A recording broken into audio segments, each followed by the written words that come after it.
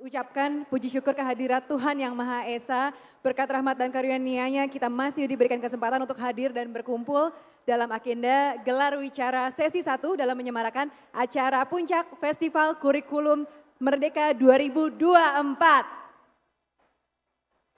Baik, sebelumnya saya izin dulu untuk memperkenalkan diri. Saya Nucha Bahri, co-founder dan juga CEO dari Parentalk.id sekaligus pegiat pendidikan. Dan pada kesempatan hari ini saya ingin memandu gelar wicara sesi 1 acara Puncak Festival Kurikulum Merdeka 2024 dengan tema belajar lebih bermakna dan menyenangkan. Nah, dalam sesi ini tentunya saya nggak sendirian aja di depan. Saya akan memanggil beberapa teman-teman yang akan menjadi narasumber, akan menjadi teman ngobrol kita di pagi hari ini. Saya akan panggilkan satu persatu. Di sini ada Ibu Galis Sulistianingrat, seorang guru SDN di Jakarta Pusat, seorang konten kreator dan penerima beasiswa LPDP S2 di University College London. Silahkan maju ke depan Ibu.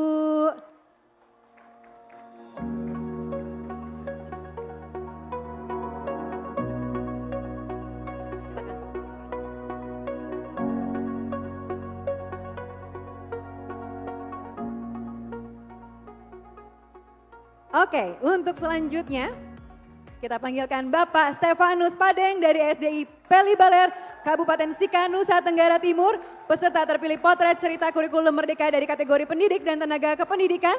Silahkan Pak Stefan.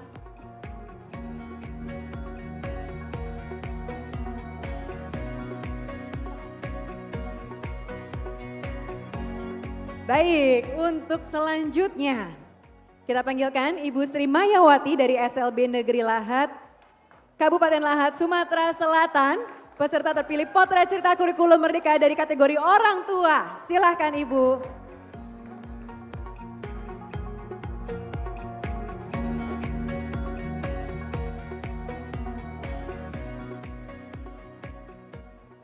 Yang terakhir kita panggilkan Kakak Usman Nazihati Mahfuza atau akrab disapa Kak Naziha dari SMA N1 Kelumpang Hilir, Kalimantan Selatan.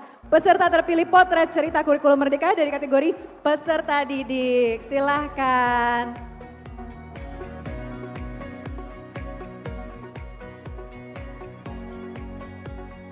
Baik, apa kabarnya ini di sini udah ada Bu Gali, Pak Stefan, Ibu Sri dan juga Kak Naziha. Silahkan, mic-nya ada di kursinya masing-masing. Gimana kabarnya pagi hari ini?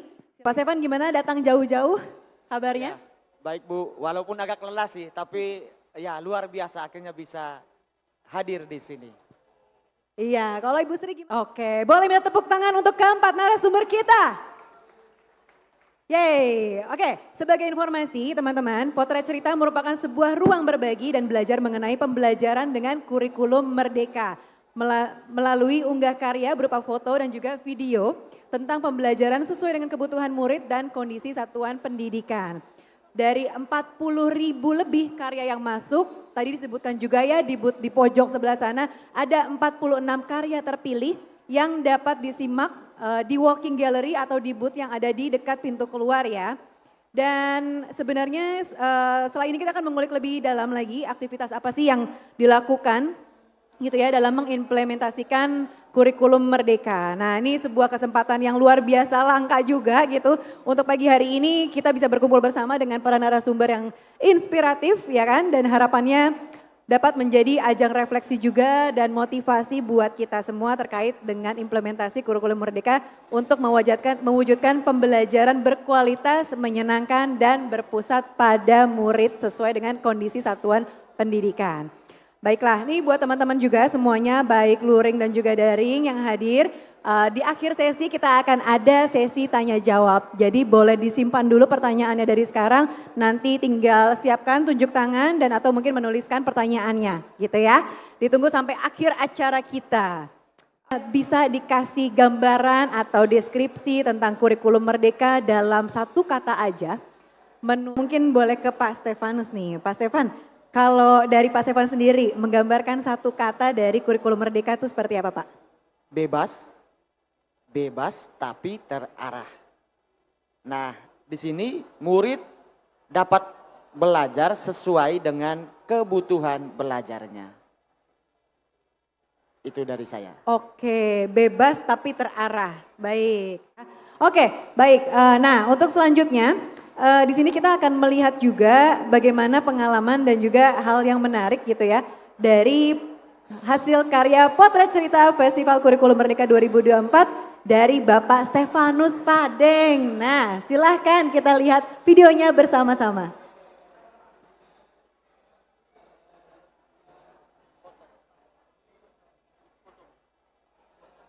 Oh, foto. Oke, nah mungkin dari foto ini ada kelanjutan ceritanya. Mungkin Pak silahkan. Baik, jadi sebagai guru memang kita harus melaksanakan pembelajaran itu sesuai dengan kebutuhan murid. Nah, di sini saya melaksanakan pembelajaran terdiferensiasi. Dan salah satu upaya saya untuk mengetahui pengetahuan awal murid itu adalah dengan kegiatan seperti yang ada di gambar ini. Ini namanya Pojok Curhat Tirta. Nah, apa Pojok Curhat Tirta itu? Tirta itu adalah sebuah singkatan dari T itu adalah tujuan. Jadi tujuan diskusi bersama murid itu untuk apa? I, identifikasi, mengidentifikasi kebutuhan murid. R, rencana tindak lanjut setelah diidentifikasi rencana dari gurunya buat apa. Terus tanya itu adalah tanggung jawab, komitmen dari guru dalam melaksanakan rancangan kegiatan. Nah, setelah dari hasil curhatan murid ini, Pojok Curhat Tirta ini, dari situ saya beberapa hal yang saya dapat yaitu minat, bakat. Nah, dan ini menjadi dasar saya untuk merancang pembelajaran terdiferensiasi. Dan sebenarnya foto ini, karya ini juga adalah salah satu hasil dari pelatihan mandiri saya di platform Merdeka Mengajar yang sudah disediakan oleh Kemdikbudristek. Tepuk tangan dulu buat Kemdikbudristek. Karena ini juga salah satu aksi nyata saya. Nah, selanjutnya, selain ini berbicara tentang pembelajaran yang menyenangkan di kelas, pasti Bapak Ibu tadi lihat ini saya bawa apa? Ini jog, ini adalah alat musik yang sering saya bawa di kelas. Saya sering mengajak murid saya di kelas untuk bernyanyi bersama di apersepsi atau di awal pembelajaran ataupun saat ice breaking dengan lagu anak yang liriknya telah saya gubah sesuai dengan konten pembelajaran. Keren. Ini manfaatnya banyak loh Kak. Bisa memperkuat ingatan, Ya. bisa meningkatkan motivasi, Betul. juga memfasilitasi pemahaman yang materi yang sulit, yang kompleks itu bisa jadi lebih mudah kalau dinyanyikan. Dan ini ada satu contoh lagu anak gubahan yang sudah saya siapkan dan memang pernah dan sering saya nyanyikan di kelas. Wih, boleh dong Pak kita dengerin bareng-bareng ya. Izin ya.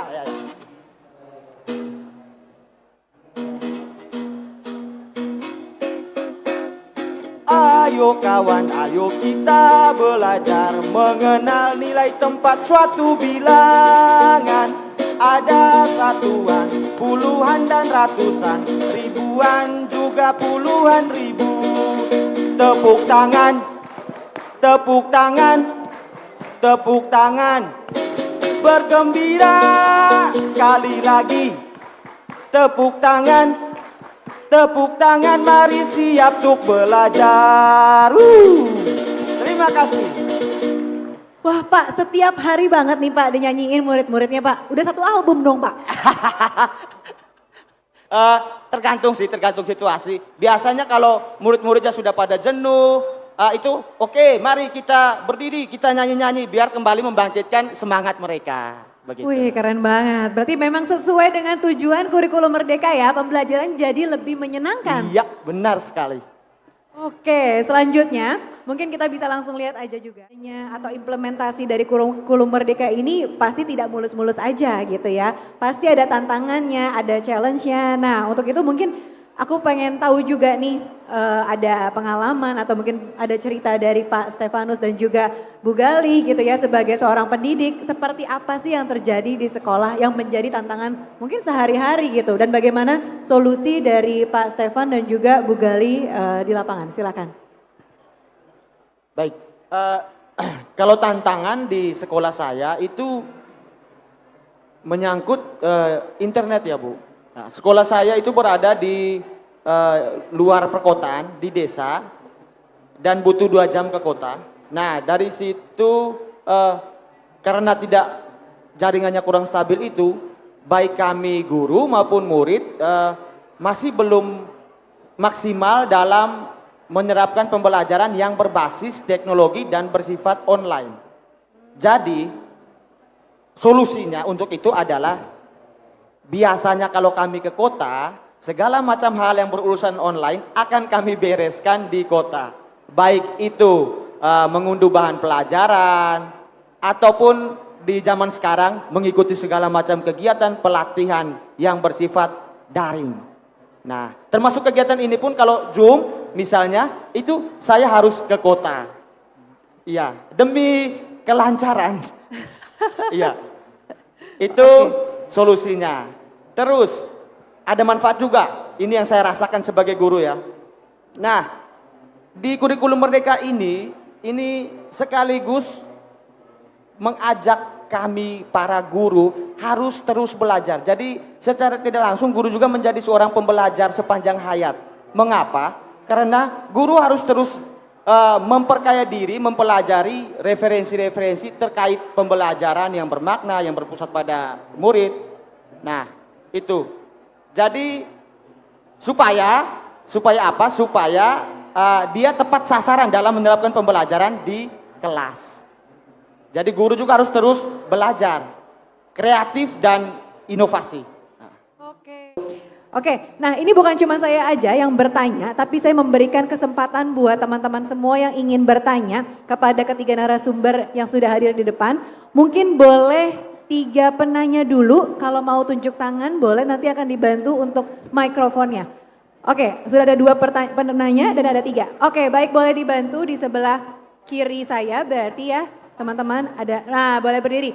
Sebutkan nama dan dari mana ya Pak ya kalau boleh, dan pertanyaannya untuk siapa? Silahkan.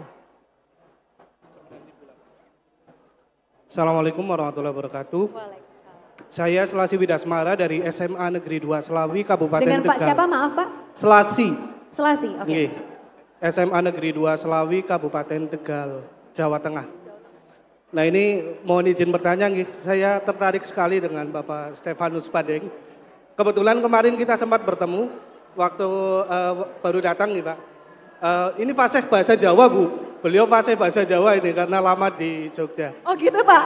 Ya, kuliahnya di Jogja. Betul, 7 tahun di Jogja, tetanggaan ternyata, tetangga kampus. Yang ingin saya tanyakan Pak, terlihat Bapak ini energinya banyak sekali nih. Energinya untuk selalu tersenyum, kemudian bernyanyi, kemudian mendampingi anak-anak itu kayaknya kok selalu ceria. Nah ini di tengah kita sebagai guru, mungkin ya ketika menghadapi anak-anak itu, ya mungkin anak-anak dengan berbagai karakteristik, kemudian dengan berbagai gejolaknya. Nah ini bagaimana tipsnya nih Pak untuk selalu tampil ceria, energinya tidak pernah habis dan bisa memberikan senyum terbaik setiap hari kepada anak-anak. Mungkin pertanyaannya itu tipsnya. Terima kasih. Assalamualaikum warahmatullahi wabarakatuh. Waalaikumsalam. Terima kasih Pak Selasi. Ini boleh langsung dijawab aja ya Pak ya. Oke, Pak Stefan, apa tipsnya supaya tetap full energi buat menghadapi anak-anak? Anak-anak. Baik, kalau tips dari saya ya Pak, yang jelas untuk selalu semangat sebagai guru. Yang jelas yang pertama adalah kita harus pelajari dulu apa yang mau kita ajarkan di kelas. Kalau itu kita sudah kuasai, otomatis semangatnya itu pasti tetap ada. Berbeda kalau kita sendiri belum terlalu memahami apa yang mau kita pelajari. Di sini yang saya bilang, guru juga harus terus jadi pembelajar. Nah itu dari saya. Yang kedua, karena saya juga suka bernyanyi dan suka main musik, ini bagi rekan-rekan guru yang suka menyanyi, coba di dalam kelas misalnya sudah melihat murid kita ada jenuh, bosan, kita ajak mereka untuk melakukan bernyanyi ataupun melakukan ice breaking yang lain sehingga bukan hanya muridnya yang akan semangat, tetapi kita sebagai guru pun akan kembali bersemangat. Itu dari saya. Oke, mungkin karena waktunya sangat terbatas, jadi kita langsung aja kepada akhir dari sesi kita, yaitu terkait dengan harapan terhadap kurikulum Merdeka ini. Mungkin dimulai dari Stefan, gimana Pak? Harapan saya yang pertama, semoga di sekolah saya SD Pelui Baler Kabupaten Sika NTT jaringan internetnya semakin memadai sehingga pembelajaran yang bersifat teknologi dan daring itu bisa kami laksanakan di sekolah. Tidak perlu harus keluar dari sekolah.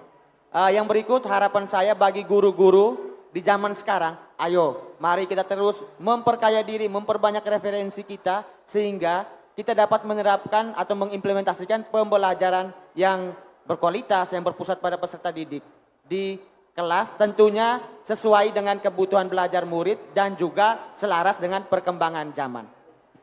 Baik, terima kasih banyak dan sampai juga kita di penghujung sesi kita. Terima kasih saya ucapkan kepada para narasumber ya, keempat narasumber dan juga teman-teman semuanya yang sudah aktif bertanya, berbagi cerita dan juga pengalaman nyata dan praktik baik dalam pembelajaran kurikulum Merdeka kepada kita semua. Saya selaku moderator mohon maaf jika ada kekurangan dalam sesi wicara sesi 1 ini gitu ya, dan semoga ilmu yang dibagikan, pengalaman yang dibagikan tadi sama-sama bisa kita pelajari bersama dan dibagikan di sekolah kita masing-masing, di lingkungan kita masing-masing gitu ya.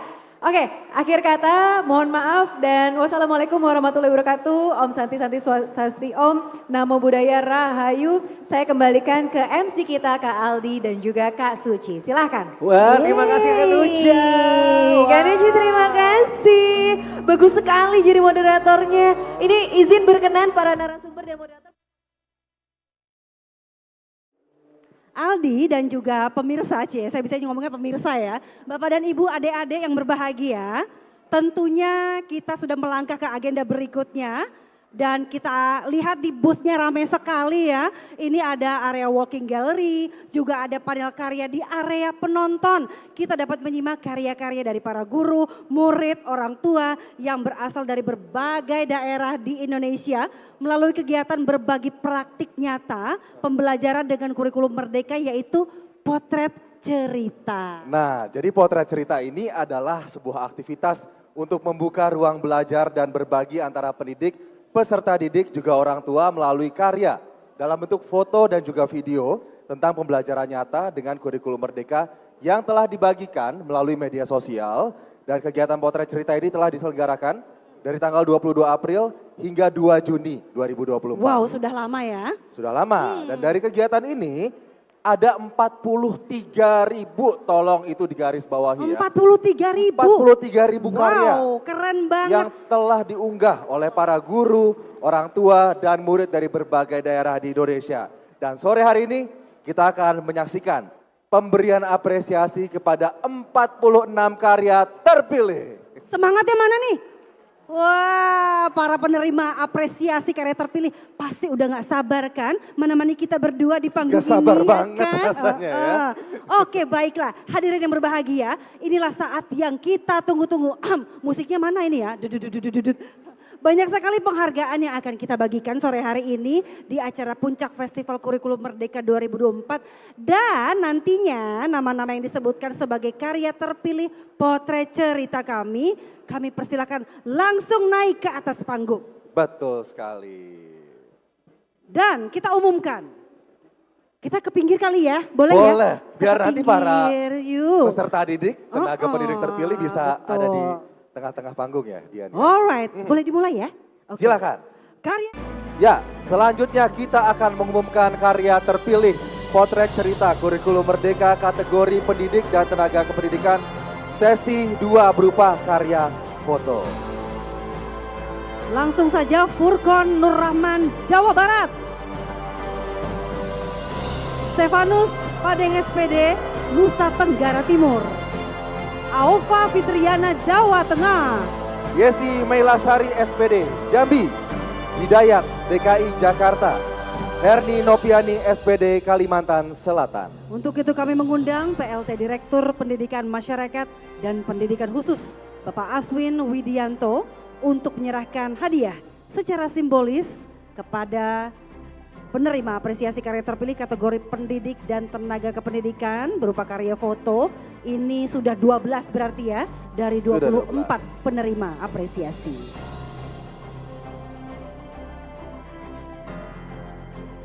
Dan kita sama-sama harapkan agar para tenaga pendidik yang ada di panggung ini yang nonton di rumah melalui kanal YouTube Kemendikbud RI juga terinspirasi Dian ya, dan juga para hadirin agar juga bisa memberikan karya yang sama dalam mendukung program kurikulum Merdeka Kementerian Pendidikan. Baik, foto 1, 2, 3.